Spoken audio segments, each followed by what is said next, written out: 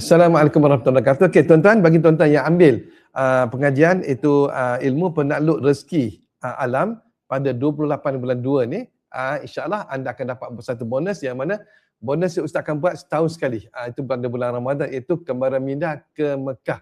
Ini ramai orang tunggu-tunggu yang tanya bila Ustaz nak ada bulan Ramadan ni ada. Awal-awal bulan Ramadan tertanya dah.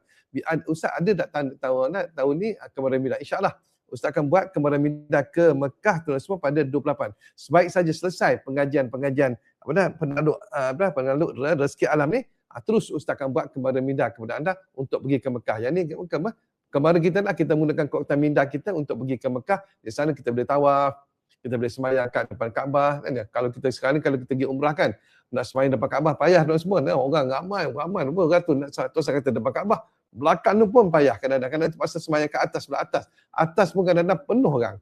Jadi kan kalau kita kembaran minda ni kan kena gunakan kekuatan minda ni, kita seorang-seorang je kita akan sembahyang depan Kaabah dah. Ini best kalau kita buat kembaran minda. Dan kembaran minda ni Ustaz jalankan, boleh kata setiap tahun, belum setakat ni belum berhenti lah, dan boleh kata ramai orang yang join, bahkan orang yang ulang balik pun ada yang join dalam kembaran minda. InsyaAllah kalau anda inginkan dapatkan kembaran minda, okay, jom join penakluk rezeki alam pada 28 bulan 2 ni, yang mana amalan kerezekian Ustaz akan kongsikan bagaimana anda nak dapatkan nak dapatkan omzet yang lebih, iaitu seperti kita kata hasil jualan anda setiap hari, setiap minggu, setiap bulan, setiap tahun ke, ataupun nak laris perniagaan anda macam mana, Ustaz akan kongsikan kepada anda amalan yang mudah.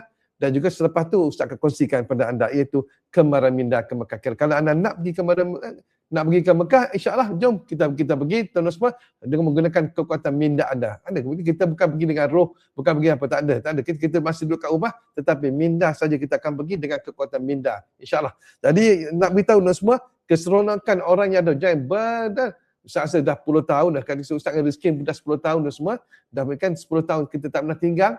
That means ramai lagi orang yang suka akan kembaran minda pada waktu Ramadan. Dan juga ada syarat-syarat dia, nanti Ustaz akan beritahu pada tuan-tuan semua, kepada orang yang nak buat kembaran minda ni. Yang mana anda kena pada hari tu anda kena ada cara dari segi sudut puasa lah, sambatan kita bulan Ramadan, insya-Allah. Insya-Allah tuan semua, dengan keberkatan bulan Ramadan ni, kita panggil Ramadan Karim tuan semua, insya-Allah kita dapat kita akan mengembara minda kita ke Mekah, dengan syarat anda join dan penakluk rezeki alam pada 28 bulan 2 ni jam 11 pagi, insya-Allah. Assalamualaikum warahmatullahi wabarakatuh.